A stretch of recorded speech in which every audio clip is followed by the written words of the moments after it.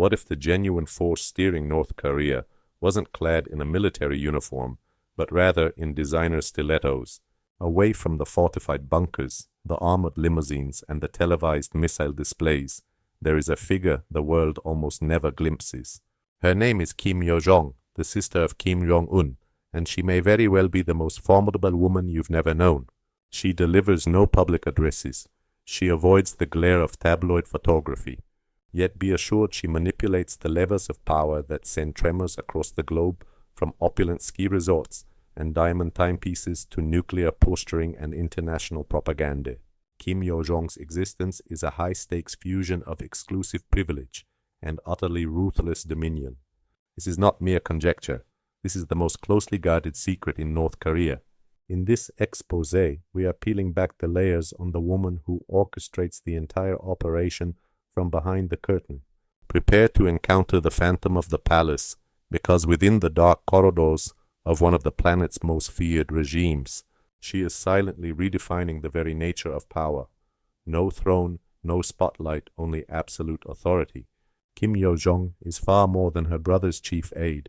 She is the architect behind the regime's wealth, the puppet master of North Korea's clandestine empire, operating through untraceable bank accounts, back alley transactions, and an extensive web of subterranean influence. She manages the financial lifeblood that sustains the dictatorship. While Kim Jong Un dominates the news cycles and brandishes his weaponry, she is the one carefully crafting the public image, directing the state's propaganda machine, and ensuring their hold on power remains unbreakable. And as millions of her fellow citizens subsist on meager rations, she resides in lavish private villas, travels on heavily armored jets, and wages psychological warfare from the comfort of her velvet-draped command posts. This brings us to the crucial question. If Kim Jong Un were to vanish, is it possible she's already the one in command? And would the outside world even realize it? This goes beyond politics. This is dynastic preservation, wrapped in silk and honed with steel. The next time you witness a meticulously arranged photograph of Kim Jong Un, beaming or striding confidently before a missile demonstration, take a moment to ask yourself, is this truly about him? Or is she masterfully directing the entire performance from offstage? Kim Yo Jong is not merely her brother's sibling. She is the grand strategist, the enforcer, the quiet force behind North Korea's throne. And at this very moment she is closer than ever before to seizing it for herself. Stay with us, because this saga is far from over. In fact, it has only just commenced. She does more than just manage the narrative. She authors it with gold and terror. As the chief of North Korea's notorious Department of Propaganda and Agitation, Kim Yo Jong isn't simply operating behind the scenes. She is the one creating the scene itself. Every manufactured smile on Kim Jong-un's face, every flawlessly executed military procession, and even his uncanny resemblance to their grandfather, Kim Il-sung, is entirely her design. But why undertake such elaborate measures? Because within North Korea, public image is not just an element of power, it is the key to survival. And Kim Yo Jong isn't just maintaining her brother's legacy, she is meticulously paving the way for her own. Each photo opportunity, every news headline, and each strategically placed smile serves as more than a public relations tactic. It is a clear warning. Stop focusing solely on him. You should be watching me. While the world remains fixated on nuclear arsenals and war simulations, it is overlooking the true tempest gathering in the shadows, a woman quietly authoring a nation's fate, and perhaps her own ascension to the highest office. So consider this question in a totalitarian state founded on illusion and deception. Who truly wields the authority? The face plastered on the posters, or the artist who meticulously paints them? And if your assumption is that she's merely hiding in a palace, you need to think much bigger. Kim Yo Jong does not inhabit luxury. She inhabits a fortress. Her reality is a universe away from the propaganda films and carefully staged scenes of poverty. She functions within a parallel empire. It is an empire sculpted from marble, protected by elite commandos, and buried beneath secrets the world has never been privy to. Let us begin with the Ryongseong residence, a sprawling 12-kilometer compound concealed deep within North Korea's rugged mountains. The entire complex is encased in electrified fencing, ringed by watchtowers, and patrolled by 24/7 armed security. And beneath the surface lie steel-reinforced passageways, escape tunnels engineered to survive aerial bombardment, and comprehensive underground survival compounds. This is not a residence. It's a fortified bunker fit for royalty. Next, there is the Wonsan Palace, a billion-dollar coastal estate that makes Versailles seem like a modest cottage. We are talking about private shorelines, patrolled by soldiers floating marinas for her collection of super yachts, and even a clandestine movie theater constructed deep underground, allowing her to observe the world without it ever observing her. This level of security is not driven by paranoia. It is an exercise in absolute precision. You see, when your rule is forged in terror, absolute control is no longer an option. It is the very air you breathe. And for Kim Yo Jong, this dark art has been perfected. Yet her most chilling territory isn't a palace but a consecrated shrine. We invite you into the Kumsusan Palace of the Sun, a location where opulent splendor and dynastic heritage merge in the most unsettling manner conceivable.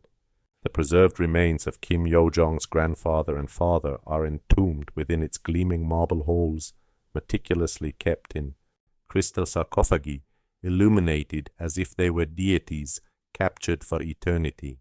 She alone holds the keys. She is the guardian of the myth. It is she who fiercely protects the charade of their immortality. This spectacle is not for comfort.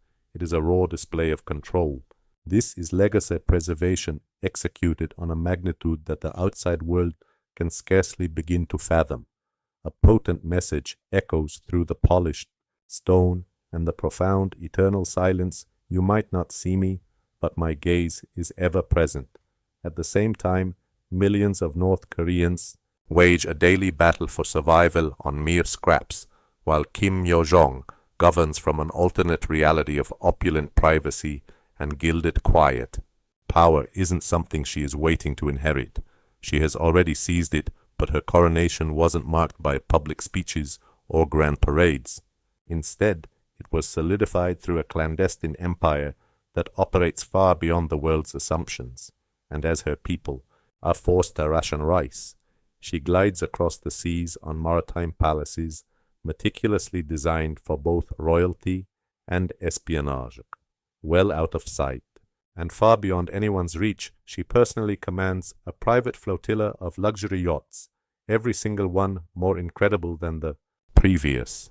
Its crown jewel is a staggering $100 million super yacht, a vessel stretching over 230 feet, crafted from polished mahogany with decadent silk interiors, and walls that shimmer with genuine gold leaf. Make no mistake, however, this vessel is not for recreation. It is in fact a roving citadel designed for off-the-books diplomacy. Within its confines are Fendi leather lounges and hand-cut chandeliers that glitter like whispered secrets alongside encrypted satellite networks, sophisticated anti-drone defenses, and exquisite gourmet meals flown in from every corner of the globe. This is because Kim Yo Jong refuses to conduct negotiations in sterile offices. Her business is done at sea, in a place where there are no witnesses and not a single word can be traced. But the extravagance doesn't stop there. A second super yacht valued at $120 million cruises in tandem with the first. This one is even more unbelievable, featuring a private helipad and an underwater observation deck, complemented by a royal suite engineered to either deeply impress or thoroughly intimidate visiting world leaders. Insiders report that this is the exclusive venue for high-stakes power plays. It's where deals are cemented, favors are traded, and adversaries are quietly swept from the global chessboard. These vessels are far more than just yachts. They are effectively floating embassies fully armed with teams of elite security navigating clandestine routes and shielded by naval escorts the general public will never lay eyes on. Within Kim Yo Jong's sphere of influence, diplomacy isn't a matter for public summits. It is a fluid process conducted upon the water, shrouded in absolute secrecy and always delivered with a disarming smile. After all, the truly powerful individuals do not need to raise their voices. They operate in whispers from behind the curtain, while the rest of the world is distracted by the performance on stage. Out on the vast open sea, Kim Yo Jong is completely untouchable. She recognizes no borders, answers to no governments, and fears no prying eyes. It is just her and her clandestine empire gliding silently through international waters, executing power moves the rest of the world won't even perceive until the consequences are irreversible. All this while millions of her North Korean subjects are left freezing in the dark, fighting a devastating energy crisis. She, however, escapes to a $35 million winter paradise known as the Masikryong Ski Resort. This resort was never intended for the common people. It is a secluded mountain dreamscape reserved exclusively for the ruling elite. Enormous chalets loom like majestic castles, sculpted from pure snow.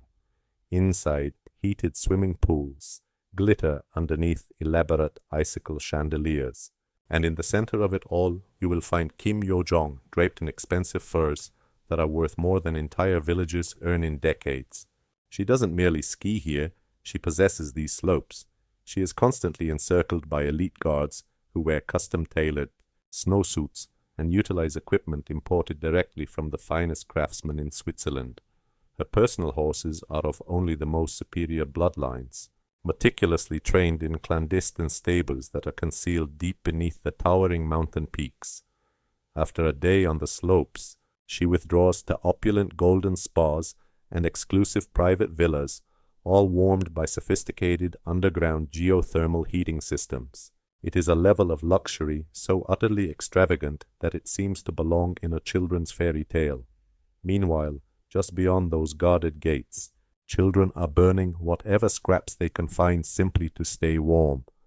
Behind her velvet curtains, she sips champagne and quietly observes the snowflakes drifting down. For a woman like Kim Yo Jong, winter never signifies hardship. It is merely another stage for the projection of power. Underneath the serene and loyal public image lies a secret empire that is awash in both diamonds and deception. Though she is frequently portrayed as the unassuming public face of North Korea's regime, she privately commands a personal fortune that would inspire envy in even the wealthiest of European royalty. Her wrist is very often graced by a Patek Philippe Sky Moon tourbillon, an intricate masterpiece valued at over $1.5 million, and her private collection of timepieces also includes treasures from Vacheron Constantin. Her collection includes coveted timepieces like Audemars Piguet and scarce Rolexes, all acquired through clandestine luxury channels that flout international sanctions. However, her appetite for opulence extends well past just exclusive wristwear. Imagine her wardrobes filled with bespoke gowns, personally designed by the most elite Parisian haute couture artisans. Every single seam is woven with authentic gold thread and adorned with priceless Burmese sapphires that glitter like trapped embers. Her collection of jewels is secured in hidden vaults buried deep under the streets of Pyongyang. These are assortments of such rarity and worth that their rumored existence sends murmurs through the most exclusive circles of international collectors. And yet, to the international community, and particularly in the state's propaganda, she is presented as a humble figure clad in plain suits and seen mingling with ordinary citizens. This entire image is a meticulously constructed facade. In private, she indulges in lavish banquets featuring exotic dishes like shark fin soup, and enjoys vintage Bordeaux wines valued at thousands of dollars a bottle, living a life of divine luxury shielded by iron gates and impenetrable secrecy. This lifestyle has nothing to do with public service or personal sacrifice. It is a testament to an empire of immense wealth built on a foundation of terror. While the avenues of North Korea might appear deserted and hushed, Kim Yo Jong's personal garage hums with a silent absolute authority. As regular people desperately search for fuel to survive, she presides over a personal collection of armored high-end vehicles with a multi-million-dollar price tag. The centerpiece of her collection is a unique custom-engineered Mercedes Maybach S600 GAT, a staggering $1.7 million mobile fortress. Engineered to be impervious to bullets and explosions, it's outfitted with all the necessities of a mobile command post, ensuring her safety and unwavering control. Its polished, jet-black exterior is more than a symbol of affluence. It broadcasts a cold, clear message: she is untouchable. Positioned next to it is a ghostly white Rolls-Royce Phantom. The cabin is draped in the finest cashmere and elegantly detailed with gold crystal highlights. It's a vehicle befitting a monarch, and she doesn't merely travel through Pyongyang in it. She drifts through the city like an ethereal queen, invisible yet omnipresent. However, be absolutely clear, this is not merely a showcase of extravagant taste. It represents a militarized dynasty. The Kim family possesses an arsenal of over 100 armored vehicles, a collection that includes everything from personnel carriers to combat-ready tanks, all strategically hidden in subterranean bunkers, poised for deployment at any given moment. These vehicles are more than transportation. They are potent symbols, deliberate messages, and instruments of psychological warfare. The rumble of each engine serves as a stark reminder that Kim Yo Jong is far more than just the hidden influence behind her brother's reign. She embodies the tempest brewing just below the calm, a quiet power, dictating the destiny of an entire country. On March 2nd, 2025, the entire world was gripped by a tense collective silence. But the one who shattered that quiet was not Kim Jong Un. It was his sister Kim Yo Jong. A silent tremor coursed through Asia as the USS Carl Vinson naval carrier smoothly entered a South Korean port, a mere 2 days after Kim Yo Jong emerged from the shadows to issue a declaration that threw the diplomatic world into absolute turmoil. The statement asserted North Korea's unequivocal right to endlessly grow its nuclear weapons program. This was no longer mere rhetoric or saber-rattling. It was a clear, direct, and unambiguous menace. For a long time, she had masterfully maneuvered from the background, serving as a brilliant political tactician. Suddenly, Kim Yo Jong had taken the spotlight, confidently seizing control of the nuclear diplomacy narrative. Yet what followed was more than a simple caution. It was a calculated and merciless maneuver in a high-stakes game of global strategy. In the face of joint military drills by United States and South Korean forces, her reaction was incisive, intentional, and filled with unbridled rage. Her tone, composed yet ferocious, sliced through the political chatter, establishing her as the chilling new visage of North Korean hostility. Each syllable she uttered was laden with significance, a challenge veiled in elegance, but honed to the sharpness of a blade. Her words compelled global leaders to take notice, to formulate a response, and to feel a palpable sense of dread. In the corridors of power, a singular, unsettling question is starting to be whispered. Could she be the genuine architect of the regime's future actions? To demonstrate her authority, Kim Yo Jong has no need to launch a single missile. She brandishes words with the precision of a weapon, with every statement acting as a tactical blow. This is not some petulant outburst. It is frigid, methodical strategy. It signals the emergence of a novel form of power in North Korea, intelligent, female, and utterly ruthless. And now, military strategists globally are left to ponder her threats of unleashing fire, asking just how close her hand is to the detonator. 2 women and a single throne, and a quiet, lethal conflict is unfolding behind the palace walls, a struggle that could fundamentally alter the destiny of this nuclear-armed state. In a realm where authority is not inherited, but violently taken, Kim Yo Jong has commanded from the shadows for more than 10 years, manipulating state propaganda, steering foreign policy, and issuing menacing warnings with a lethal quietness. Within the heavily fortified confines of North Korea's palaces, another personality is discreetly emerging into public view.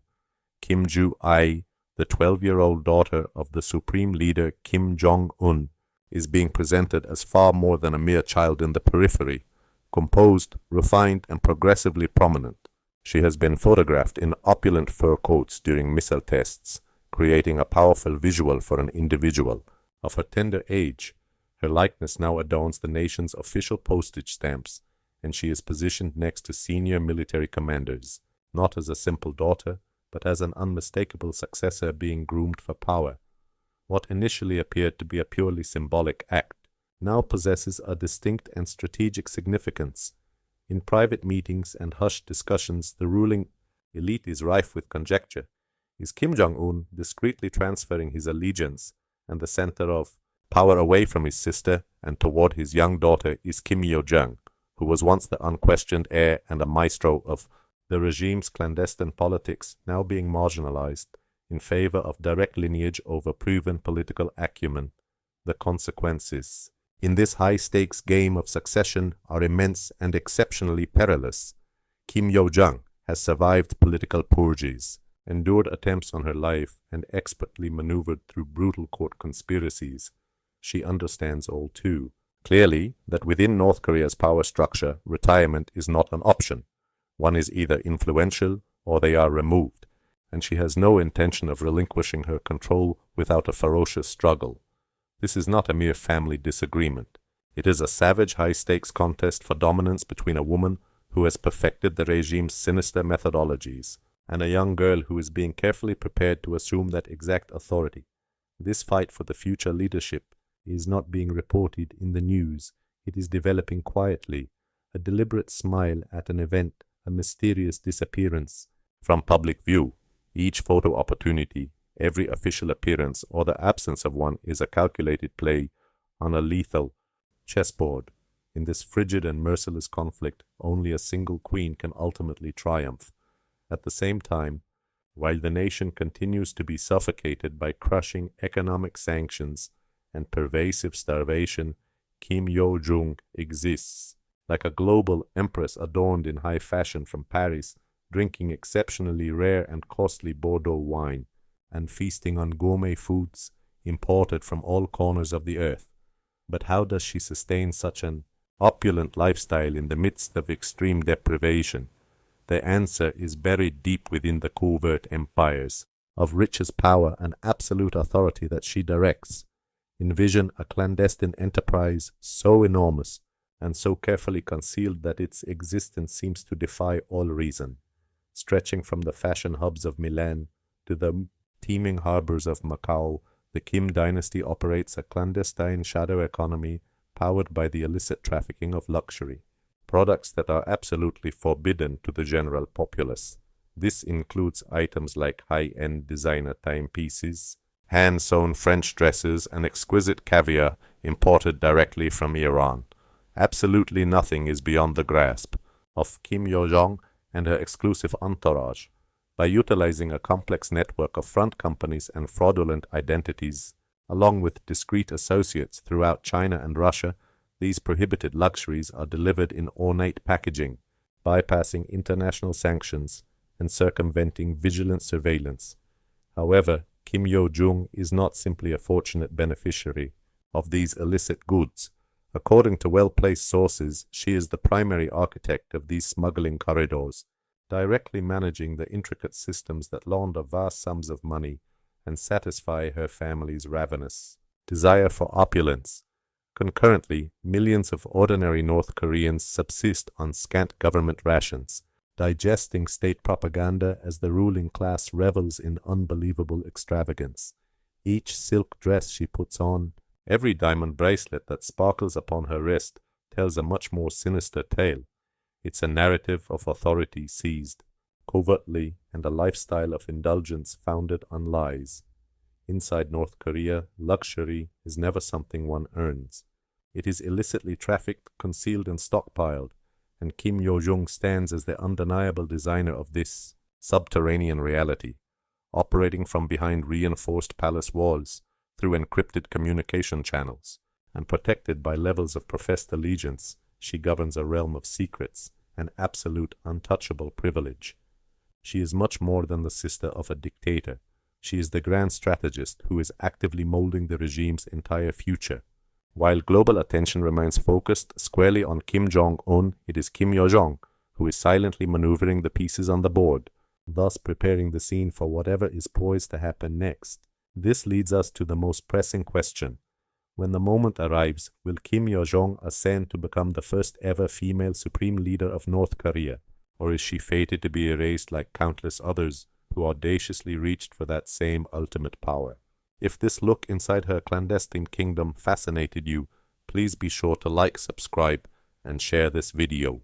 Thank you for watching, and bear this in mind: in North Korea, power presents with a smile, but its real influence whispers from the shadows.